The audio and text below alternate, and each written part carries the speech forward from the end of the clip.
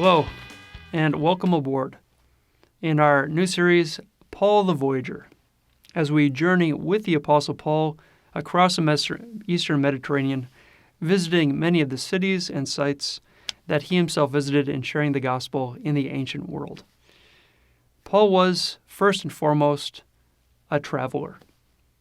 He is known to history as the greatest of the apostles, as a significant author in the New Testament, as a model witness for the faith. But throughout his life, he spent an extraordinary amount of time traveling. And we will journey with him and hopefully know more about this Paul, who he was, get more deeply acquainted with his life, and embedded in the concerns that he was dealing with, and also see for ourselves many of the places that he saw to with his own eyes. Before going on a journey somewhere, however, we should probably know a little bit who he is. You don't want to just take off on a trip with someone you don't know much about. Paul, known as Paul the Apostle, or sometimes even the Apostle, was the preeminent teacher, evangelist, pastor in the 1st century A.D. I recall picking up a book in my youth, which I purchased, called The 100 Greatest People of History, looking at biographies of great figures in the history of the world. And the person who was ranked number 1 in this author's estimation was none other than Paul from Tarsus. Why is this? Who is this man, and what was so noteworthy about his life? Well, to answer this question, we first have to look at the sources that communicate this biographical information to us. And about this, we have 2 principal and fairly generous historical sources. The first is his own letters. To us, we have received through the Holy Scriptures 13 of Paul's letters. They are ranked in the Bible from the longest, Romans, all the way to Philemon, the shortest. However, they are not organized chronologically or by topic, simply by the length of the book themselves. These epistles, however, are littered with biographical information. He talks a little bit about his growing up, his own personality, but they reveal as much more through the concerns that he addresses and his style of interacting and arguing, that we do gain a clear picture of this personality, even as it may perhaps change over the decades. A quick note about these letters, however, is while they tell us the content that is being communicated, and they also reveal to us the recipients of the letters, whether to a church in Ephesus or in Rome, or to individuals such as Titus or Timothy, and we know they're composed from Paul. None of them bear a date saying when they are written. Neither do they have a location from which they are written. And so there has to be a fair bit of guesswork as to determining exactly when they may have been written in Paul's journeys, as well as the circumstances from which Paul might be writing them. Broadly speaking, there are the travel letters, the letters of 1st and 2nd Thessalonians, 1st and 2nd Corinthians, and Romans, and Galatians, that are written while Paul is actively ministering, most likely during one of his 3 main missionary journeys, which we'll be covering in detail, or others are composed from prison, known as captivity letters. These, such as Philippians, Philemon, and others, are written while he is himself in prison.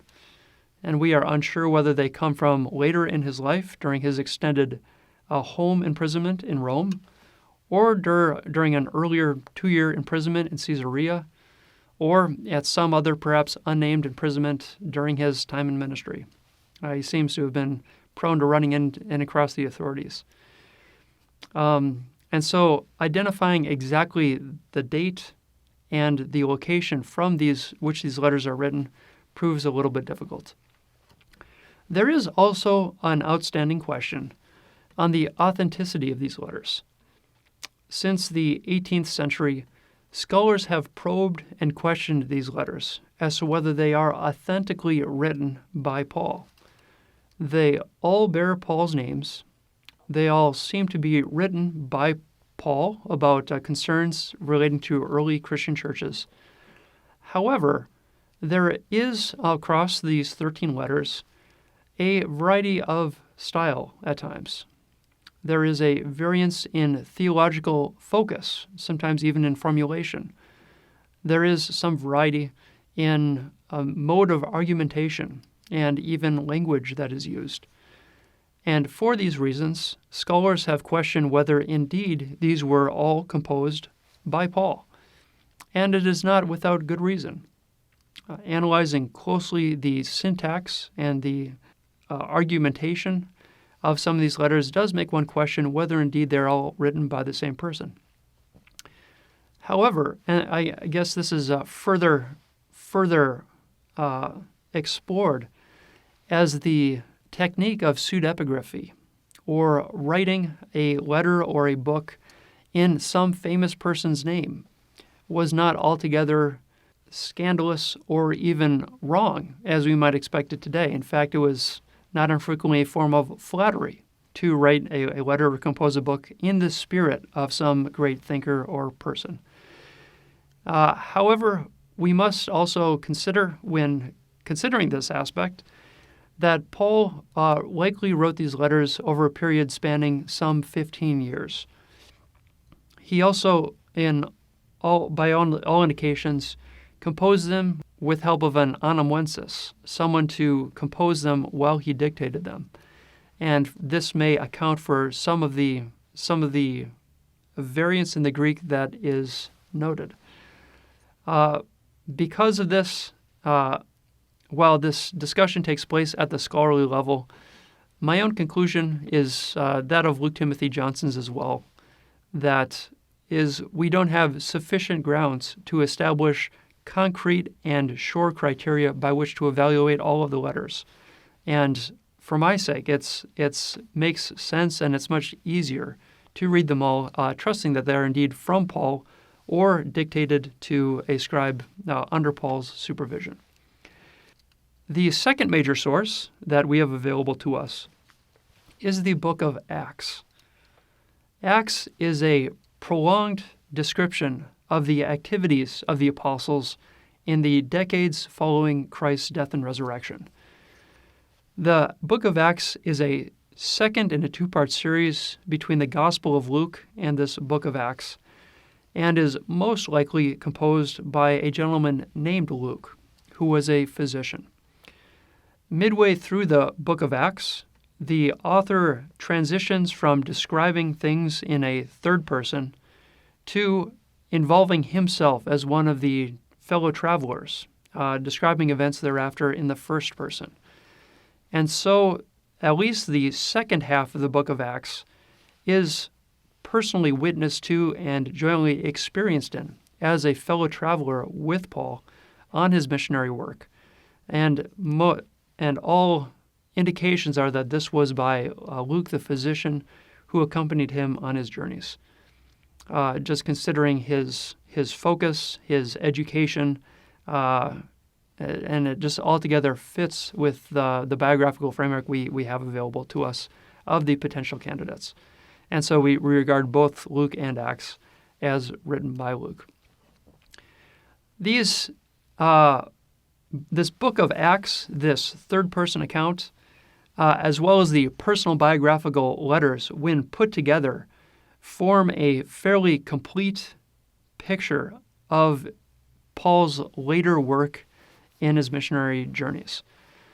There is a fairly dark period between the time of his experience of the resurrected Christ and when he began his first missionary journey of about 15 years, during which he spent some time at his hometown in Tarsus, spent time away in Arabia, helped found churches together with Barnabas in Antioch. And so there is a fairly long period of time in which there is no direct biographical information and little reported from Acts. However, the last 15 years of Paul's life is fairly copiously described in one source or the other and oftentimes confirmed between the two. And what is the picture that emerges of Paul? Well, first, as to background, he was a Hebrew of Hebrews. He was of the tribe of Benjamin. He was circumcised on the 8th day, as he writes. He was certainly a Jewish person, a Pharisee who exceeded many in his field. And his deep identification with the Jewish peoples, with their history, with their scriptures, and their practices, deeply imbues his understanding of the world and as well as of Christ's relation within it. At the same time, as Paul is very much a Jewish man, he's also exposed to the Hellenistic world around him. Paul grew up in the city of Tarsus, which was an Eastern Roman city, one that was celebrated for its learning, education, and philosophy. And there, and also likewise later in Jerusalem, where he studied under a great Jewish rabbi named Gamaliel, he picked up in this fairly cosmopolitan atmosphere also the currents in Hellenistic thought. This is a remarkable confluence, especially for such a gifted and bright man, and situates him very well for his future arguments as well as ministry among both Jewish and Gentile Persians across the Eastern world. As to personality, Paul is, as mentioned, rather intellectually bright. He's an extensive knowledge of the Torah, of Jewish practices, and of Hellenistic thought. He has a fairly sharp personality. He is prone to debate and argue, sometimes strongly so in his letters, and he is described in the book of Acts as speaking and debating publicly in the forums and with religious leaders with considerable frequency. He knows how to fight his corner and make and hold a point well. However, he was, as he describes, also a man of violence, was formerly a persecutor of the church before his experience of Christ and his conversion of heart. But altogether, he, as Acts says, in breathing threats and murders, was indeed an impetuous man and one prone to over-sharpness and even harshness and violence. At the same time, Paul has a very distinctive pastoral touch. He was a founder and pastor of churches, and in traveling across the Mediterranean and keeping in touch by letter, we get the sense through them of a man with indeed a tender side as well, with a genuine love and compassion for all peoples, and especially for those sharing with him in the family of faith. He is tempered by ideals, humbled by a recognition of the extreme grace of God, and altogether has this warm and gentle and extremely positive side as well.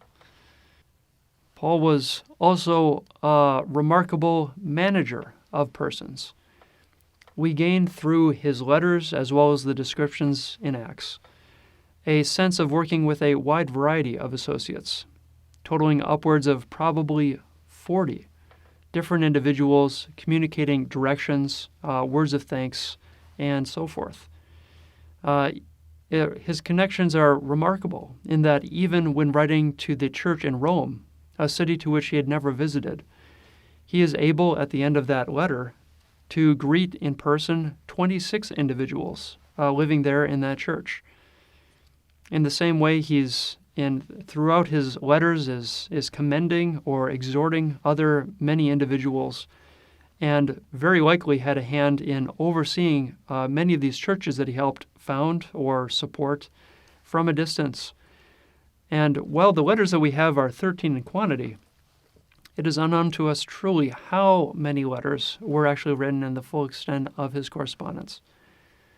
And lastly, Paul was a man of great faith, of zealousness even, formerly in his Judaic life, he was, as he describes, a zealous student, so committed to his religion that he was willing to persecute this new Christianity that was emerging. That, when transformed, ended up to be an equally zealous commitment to the Christian faith and the love of God. And in his engagement with the major theological debates of the time, in his hardships that he endured, which we'll talk about in some detail later on, we see a man of remarkable commitment and devotion, willing to endure great difficulty and opposition to furthering this Christian faith that brought him entirely new life in Christ. And Paul, too, is so important to world history and to our Christian faith because he helped forge the faith in its very formative decades. Paul was deeply enmeshed in the workings out of the time of theological questions left unanswered directly by Christ himself, and especially as the Christian faith was being shared in the Gentile world around them, how to integrate this inclusion of Gentiles into what was formerly a Judaic religion with fairly strict expectations of its own. Paul's principal concerns, which reemerge concurrently in his letters as well as in the book of Acts, is how to admit the Gentiles into this Christian church. What are the criteria which they must meet? Do they need to be circumcised? Is it enough to believe Christ? What behavior is expected among those who are following the life of Christ? What are the unanswered questions of the promised coming again of Jesus? How ought these communities to govern and comport themselves, especially in his absence? How ought they relate to the demands or respond to the insistences of the Jewish authorities hoping for stricter regulations on behavior? These were really the primary questions that come up. And while we today gain most from Paul's discussion on justification by faith, that we are saved wholly by God's working through what Jesus has done, that he is the fulfillment of the Scriptures and God's promises. There are many other lesser and ancillary questions that may not be as relevant to us today, but when reading through the letters, get a sense of how presently concerning they might be to Paul's immediate audiences at that time. And also of great concern to us today and for this coming series. Paul was a traveler.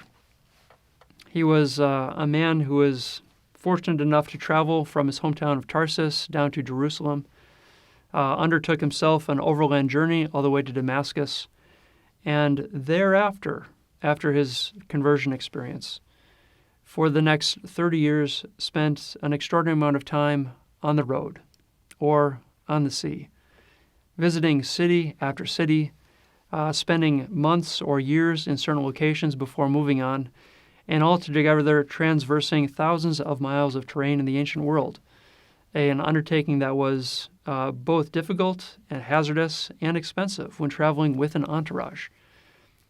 Paul lived a life very much on the road in his later years, and this travel is our entry point into Paul's world today. We will be joining him on his journeys and retracing his steps to learn more about the life that Paul lived and to also better acquaint ourselves with this Eastern Mediterranean world. In the videos that follow, we will first look at Paul's early journeys, those to Jerusalem, to Damascus, back to Tarsus, and then down to Antioch, and then take great leaps with him on his 3 grand missionary journeys, on his tours around the Eastern Mediterranean, bringing with him the good news of Jesus Christ. And finally, in the last class, we will journey with him across the seas, finally to his last destination, that of the empire's capital of Rome. So thank you for joining us today, And we hope you'll join us again next week as we officially embark with Paul on these first of his preliminary journeys. God bless, and see you again next week.